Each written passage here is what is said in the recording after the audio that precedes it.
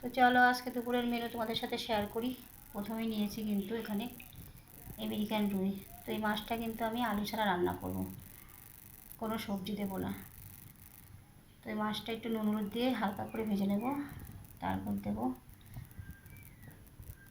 দেখো তেলে দিয়ে দেবো জিরে, আদা, লঙ্কা বাটা দিয়ে মাখা মাখা করে রান্না করবো এই মাছটা। আর এখানে নিয়েছি দেখো পটল আলু কেটে নিয়েছি।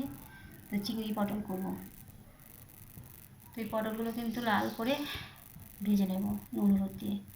তারপরে চিংড়ি মাছটাও একটু নুন হলুদ দিয়ে ভেজে নেব।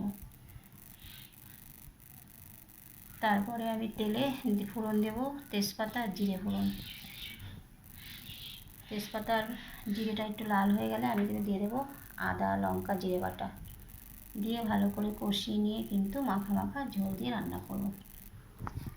আর এখানে নিয়েছি দেখো টক আমড়ার কিন্তু চাটনি করব।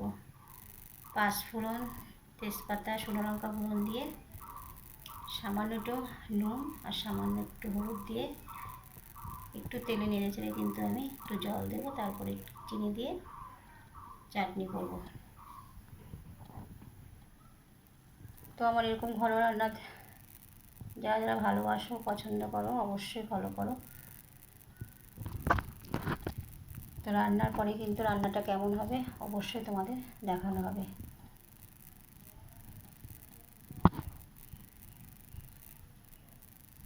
বাই।